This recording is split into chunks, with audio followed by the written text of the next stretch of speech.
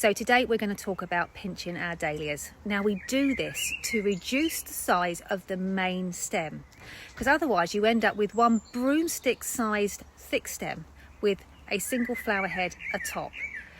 By pinching them, what we do is we divert the plant's energy and create multiple stems, multiple flower heads. They are much easier to arrange with and they give a better garden decoration display. But let me run a video for you now showing you what happens if you don't pinch your dahlias. Okay, I feel a bit like a bad parent, but I need to show you the importance of pinching out. So we have left this dahlia on purpose. So can you see when I said stems like broomsticks, this is what I mean by stems like broomsticks. You can see they're absolutely massive. So had you pinched them, they would have branched really low and you'd have stems like this which you can use. But when they're fat like that, there's really not much you can do with them, and then you end up with a very, very short stem because you have to cut the branches which are higher up. And then we've not disbudded or anything.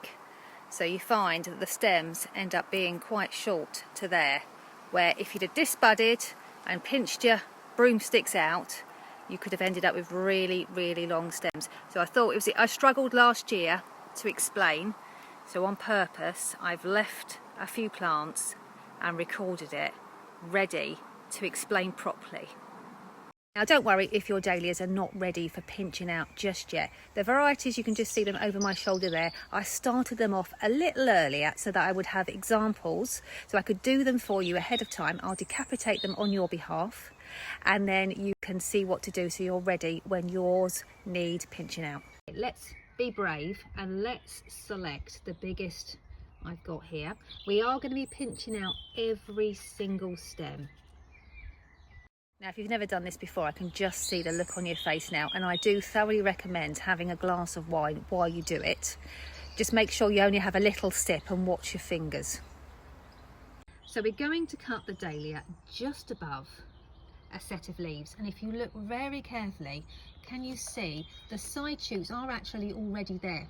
They're just dormant because the plant has got apical dominance, causing the growth to grow upwards. So by removing the top, you remove the apical dominance and the plant can divert its energy into waking up these side shoots.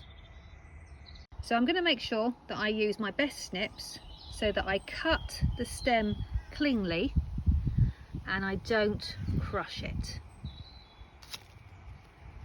There we go. I'll take the stem out and you can see that it's hollow, which means that you can't take cuttings because it doesn't have any meristems, which is the magical hormones it needs for rooting. Generally, when you take a cutting, the roots will form from pre-existing meristems. So with a dahlia, you want to take cuttings from only solid pieces of tissue. They generally tend to be the closest to the tuber. So the closer you go to the tuber, the more chance that the stem is going to be solid, the more chance that there's going to be meristems present.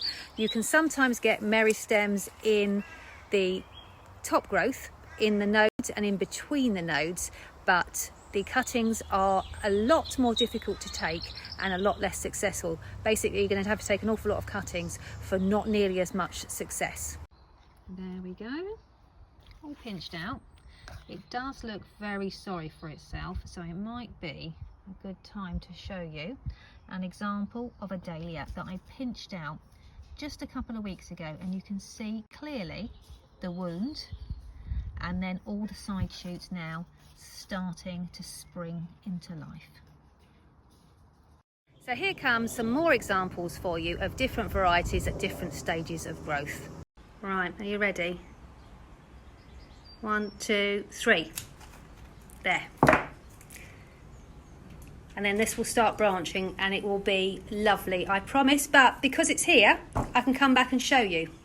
Another example here, this one's a bit more feeble, but I thought it might help somebody. So I can see I've got the first set of leaves down here, second set of leaves here. So I think that here is the perfect place to pinch this. Ready? 1, 2, 3. Look at this. This is our Saturday night. in the greenhouse. So I've got some that need pinching and some that I have pinched. So shall we start with the ones that we have pinched recently? So you can see, so this one we did not very long ago, and can you see where we have taken the middle stem out, the side shoots have started to wake up, and this is what we're trying to achieve. So this one I've only just done. By taking the middle stem out, what you're doing is these buds were always here, but they are dormant. But by removing the main stem, you take away the hormone that was in the main stem, and then these dormant buds will then wake up. And these ones here are much further along, so you can see the wound at the moment, but very soon that will disappear and you'll end up with a much bushier dahlia and not these big broomstick stems. So onto some that we're going to pinch out together now.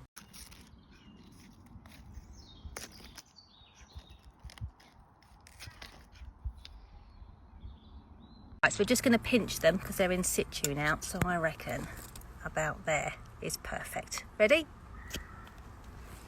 Done.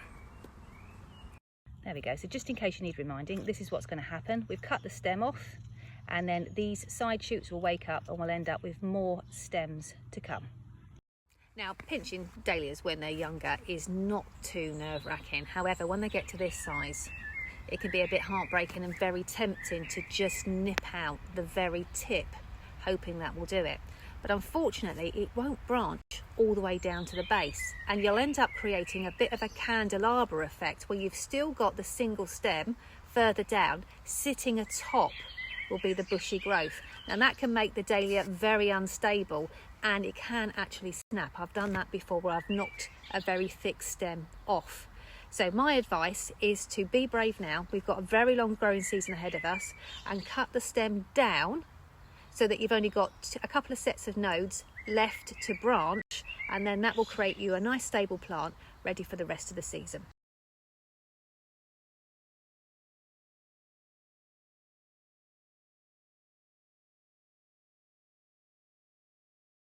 So let's do this one together. Here's our stem. So it will branch quite happily. If I cut it here, these side shoots will wake up and the side shoots lower down will wake up. So I would recommend that you cut it there. There we go. That wasn't too bad. It's got plenty of foliage left to photosynthesize, but don't forget that dahlia tubers have got a food store in them as well. So they're very robust plants. Oh my goodness. Oh my goodness.